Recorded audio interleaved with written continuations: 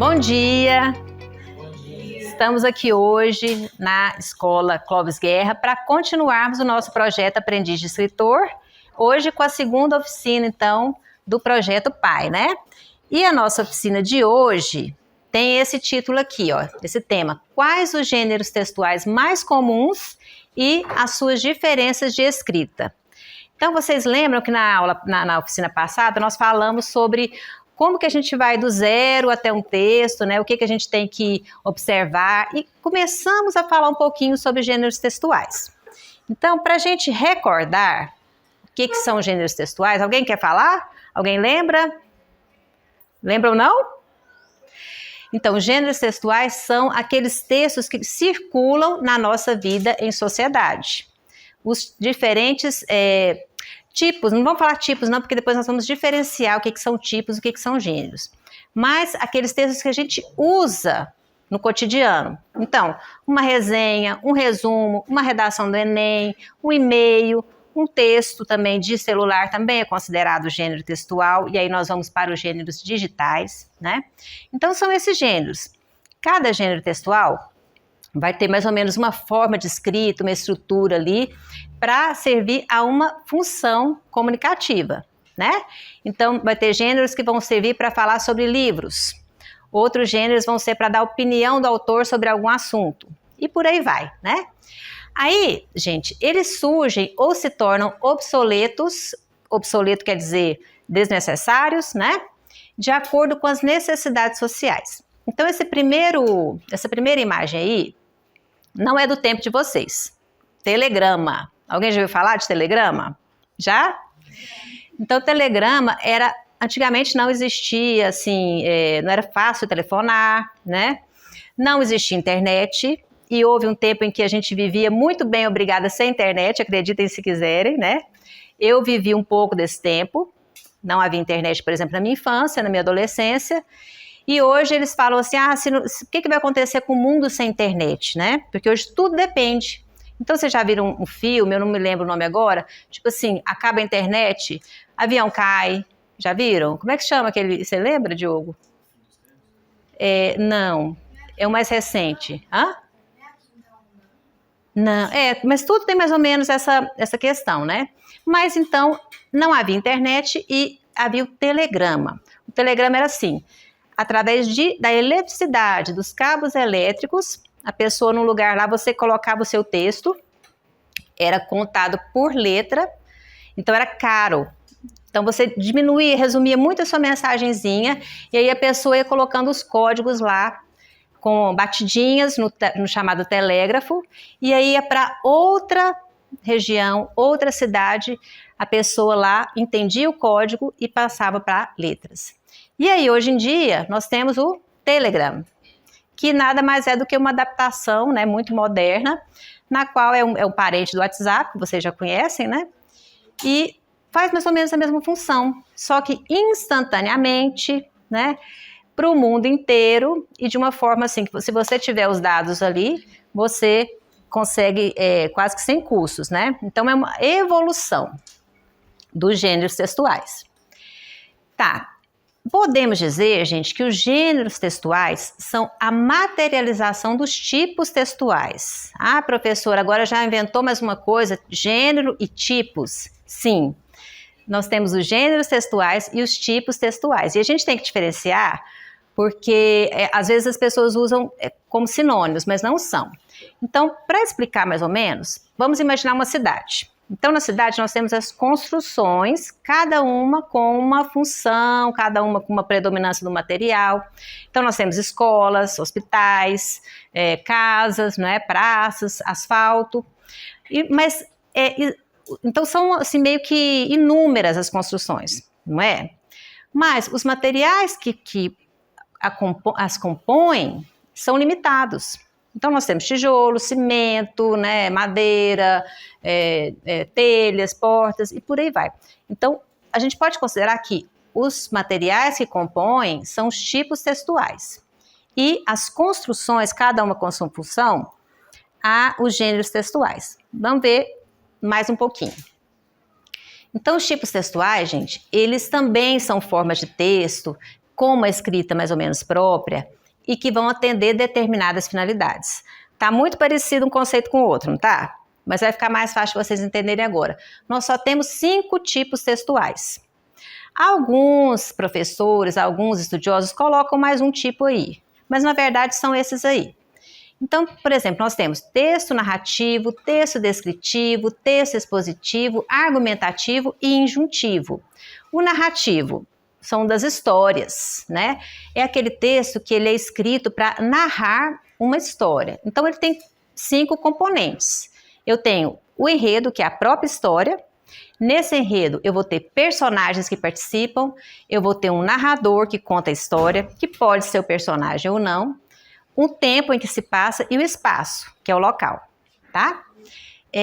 Texto descritivo é aquele usado para formar imagens na mente do leitor. Então, por exemplo, eu vou descrever essa sala de aula. Aqui nós temos um quadro branco, nós temos 40 cadeiras, temos 40 cadeiras azuis, temos mesinhas brancas, o piso é vermelho, de cimento vermelho, e por aí vai, né? Pode ser usado para descrever objetos, pessoas e paisagens. O texto expositivo, ele também é chamado de informativo ou dissertativo. Por isso que às vezes o português confunde a gente um pouco, né? Uma coisa só às vezes tem 2, 3 nomes, né? Mas enfim, para que ele é usado? Para expor, falar, né? Dissertar é a mesma coisa que falar, e informar sobre algum assunto, sem dar opinião. Então vamos supor que vocês estão lá pesquisando na internet sobre a vida, vamos supor, das corujas.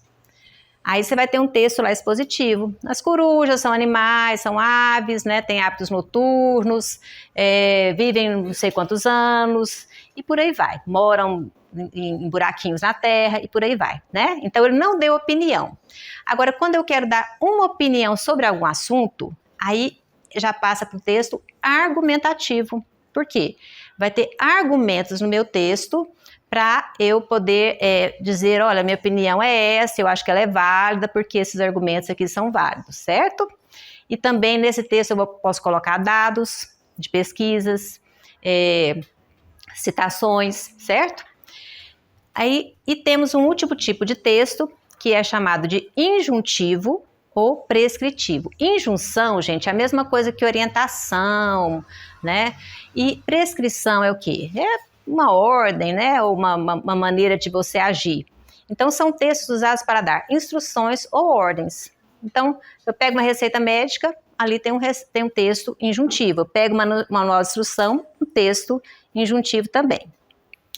Então, o que acontece? Assim como as casas têm materiais diversos que a compõem, os gêneros textuais também, eles podem ter predominância de um tipo textual, mas podem também ter mais de um tipo na sua estrutura, tá?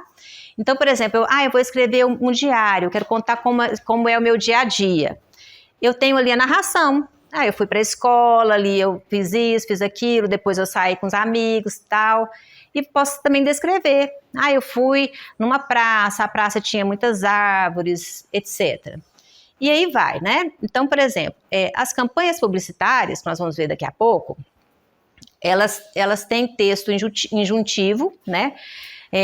Tipo, não fume, né? Fumar faz mal para a saúde. Então, ele está te dando uma ordem, uma sugestão, uma orientação. Mas também posso ter elementos narrativos, descritivos. A mesma coisa, a redação do Enem, gente, e o artigo de opinião, nós temos texto dissertativo e argumentativo. Por isso que a redação do Enem é chamada um texto dissertativo e argumentativo, né? E por aí vai. Palestra, exposição, descrição, resenha crítica, descrição do que é o livro, narração, argumentação, né? Deu para entender essa parte, gente? Então, vamos voltar à pergunta tema da nossa oficina, né? Quais os gêneros textuais mais comuns, ou seja, aqueles que mais usamos? Então, segundo pesquisas, e eu fiz uma pesquisa na internet, tudo, as principais atividades dos jovens são as redes sociais. Vocês concordam? Quando vocês estão de folga, redes sociais. Para quê? Para vídeos, né? Vocês veem muitos vídeos? Qual que é a rede preferida de vocês? TikTok, né? Ali, ó, tá lá, TikTok primeirona, né? Também, então, para lazer, é usada. Trabalhos escolares, vocês pesquisam bastante? Internet, pesquisam, né? E mensagens instantâneas? Muito, né? Para os pais, para os amigos, né?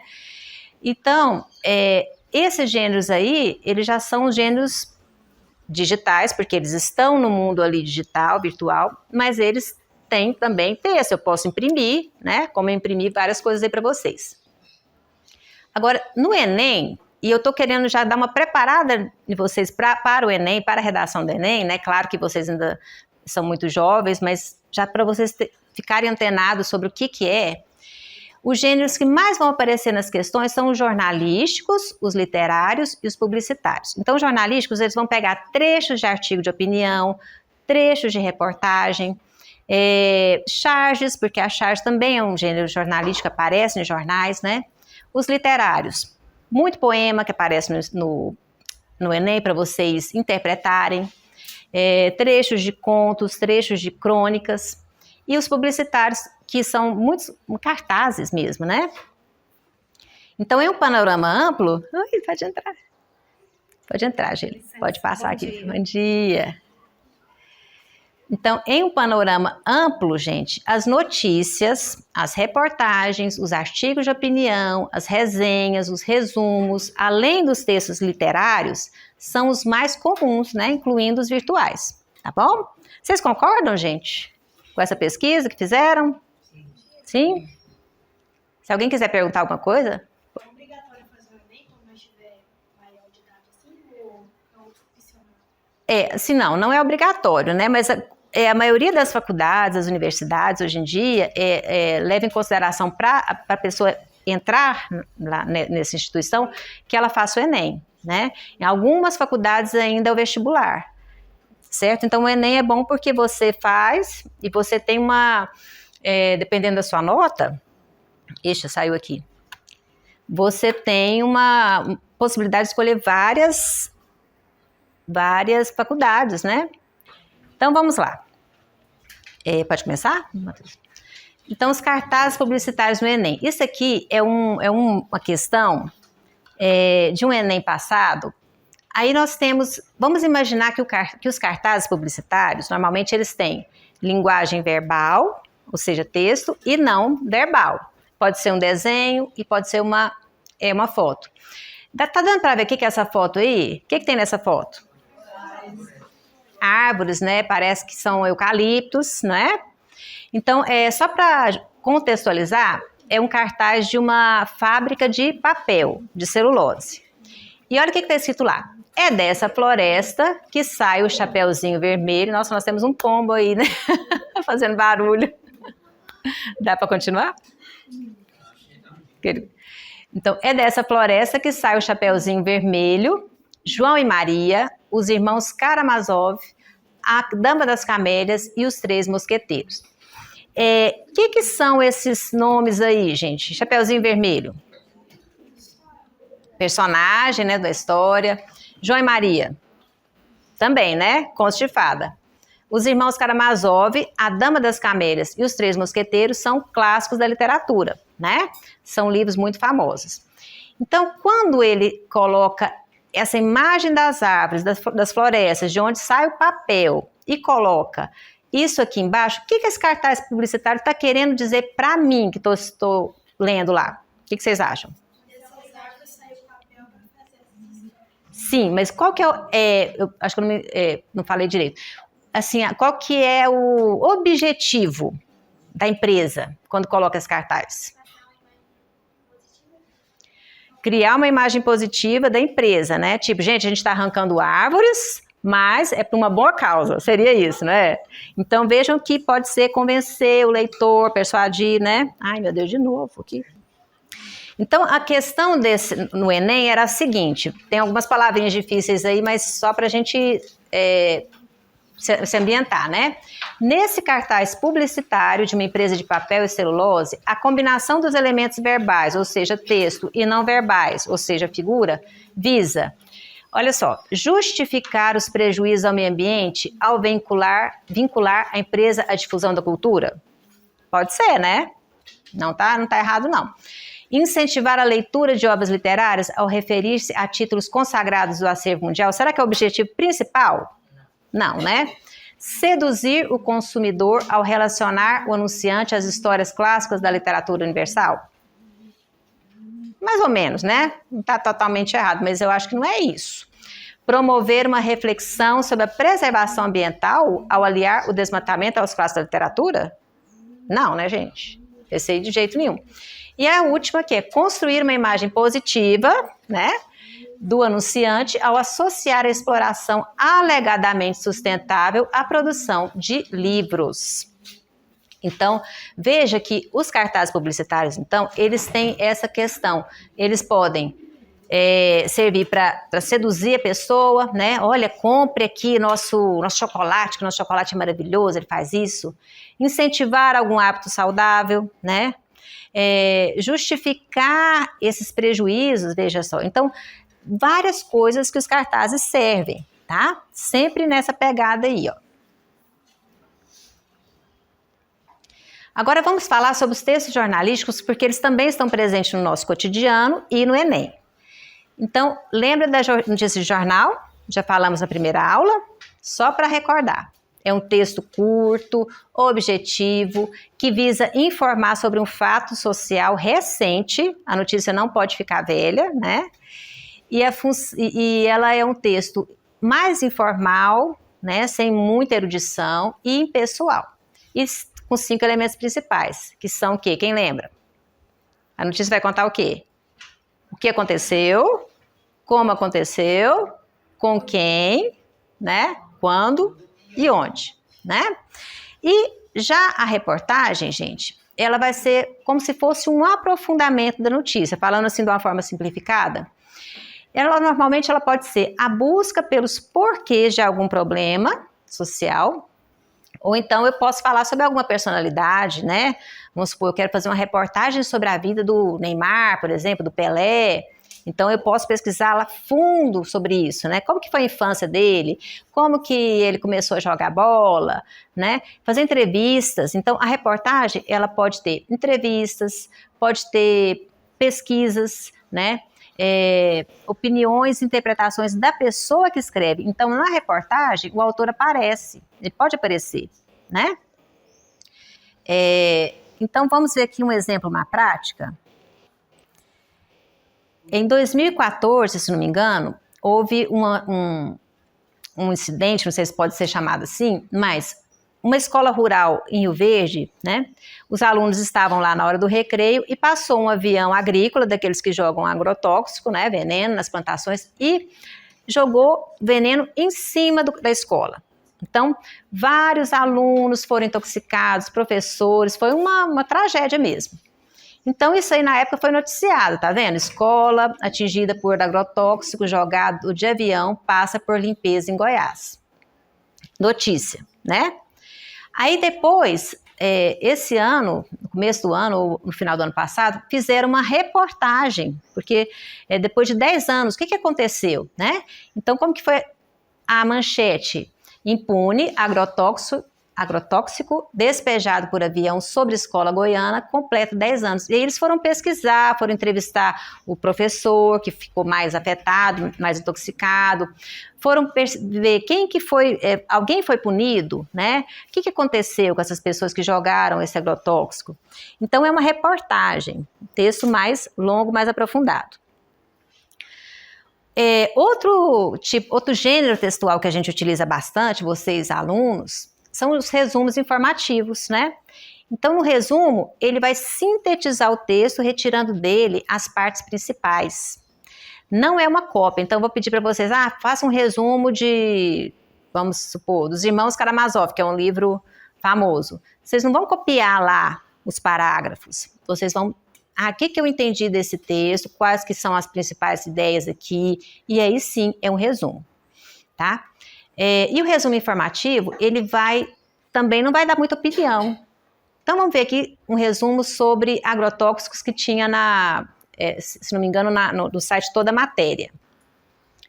Os agrotóxicos, também chamados de defensivos agrícolas, pesticidas ou agroquímicos, são substâncias químicas sintéticas utilizadas para matar insetos, bactérias, fungos e outras plantas que infestem plantações. Suas propriedades pesticidas foram descobertas em 1939. O uso desses produtos na agricultura se tornou muito importante, visto que impedem danos nas plantações, mas devem ser utilizados com cuidado, pois são tóxicos e venenosos também para os seres humanos. Então percebam que ele deu uma explicação assim bem rápida, mas assim muito direta, né, sobre o que são os agrotóxicos. Então falou o que são, as vantagens e as desvantagens, e não colocou opinião, não falou assim, olha, eu odeio agrotóxico, né? Ou então, se for o dono da empresa, não, agrotóxico é importante porque precisa, a lavoura precisa, certo? Então, esse é o texto, são os resumos expositivos e informativos. Aí, diferente, nós temos, então, os artigos de opinião e redação do Enem, que são muito parecidos. Todos dois vão apresentar o ponto de vista do autor sobre o assunto, né? Uma opinião. Esse ponto de vista na redação do Enem é chamado de tese, tá? A minha opinião sobre aquilo. Tem que apresentar argumentos, porque se eu tenho uma opinião sobre algum assunto, eu preciso dar meus argumentos, né? Então, vamos supor que eu considere que fala um ator que vocês gostem aí, meninas. Um ator famoso que vocês admirem. Hã? Ou um livro que vocês gostem.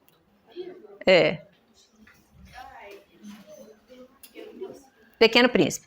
Então, vamos supor que a Penélope gosta do Pequeno Príncipe, ela acha que é o melhor livro do mundo. Ela tem que argumentar. Por quê? Porque você precisa convencer as pessoas, né, da sua opinião. Então, o que é? Porque é um clássico da literatura, porque há diversas gerações, ele é um dos livros mais lidos, não é? Ele tem frases de efeito, ele é como se fosse um manual de bem viver, e por aí vai. Agora, pode ser que eu não goste do Pequeno Príncipe.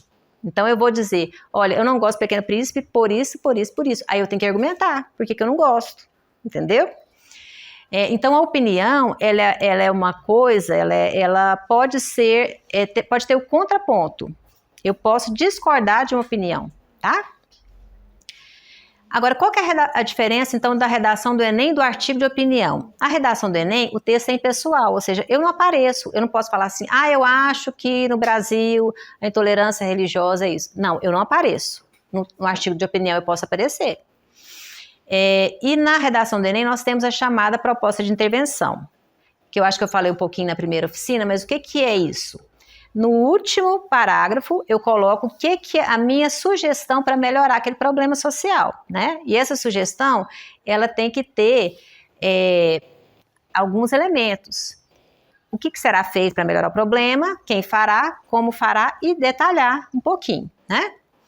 Então, gente, vocês têm aí, nesse material de hoje, uma redação do Enem. Tá aqui, ó, a expansão do uso dos agrotóxicos no Brasil. Eu não vou ler ela toda por causa do nosso tempo, mas eu queria pegar alguns trechos para vocês poderem entender como que funciona essa redação, né? Então, sempre no primeiro parágrafo, eu vou falar um pouquinho sobre aquele tema. Então, o tema era esse, né? Os problemas da expansão do uso de agrotóxicos no Brasil. Então, a pessoa começou assim, ó, falando definindo o que é agrotóxico, né? São substâncias utilizadas na agricultura para combater insetos, micro-organismos que atacam as lavouras, como forma de proteger a produção desses seres vivos considerados nocivos. Aí, no primeiro parágrafo também, eu já inicio colocando a minha opinião sobre aquele assunto. Que opinião que foi essa? Apesar de ser útil, o seu uso excessivo pode causar problemas. Isso é um fato, né? Tanto para os seres humanos quanto para o meio ambiente. Por isso, é necessário que ações sejam implementadas para garantir uma utilização mais segura a todas. Então, o autor, ele disse, é problema usar muito agrotóxico, né? E por isso nós precisamos resolver esse problema. Ele não disse, não, agrotóxico é bom demais, né? Ele deu a opinião dele. Concordam? Aí aqui a pessoa fez o desenvolvimento que a gente chama, então esse primeiro parágrafo a gente chama de introdução. Aí ele fez o desenvolvimento em 3 parágrafos, mas a gente pode fazer só em 2.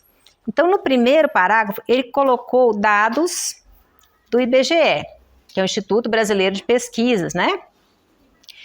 Ele colocou que os agrotóxicos aumentaram 21% nos últimos 11 anos no Brasil, e isso é um fato, né? E ele vai colocar por que aumentou.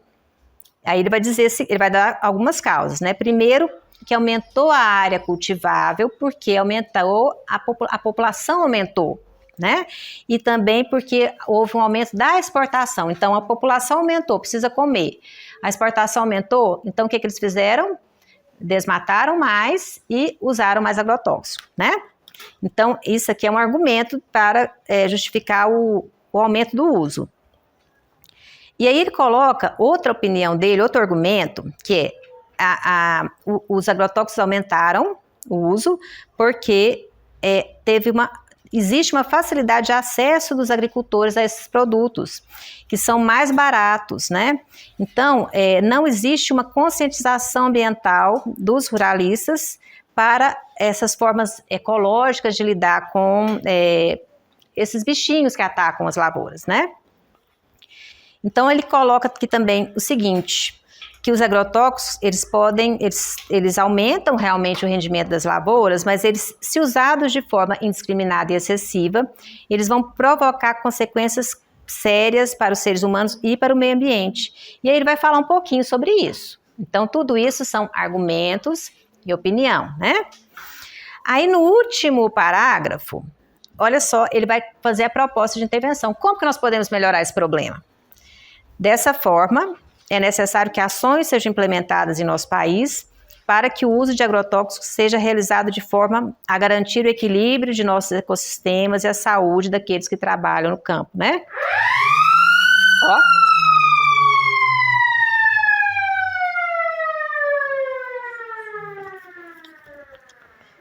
Então, uma dessas ações seria o maior investimento do governo através da Embrapa e universidades federais em pesquisas e tecnologias ecológicas. Então, ele deu uma sugestão e falou quem vai fazer, concordam? E aí ele vai colocando outras medidas, tá?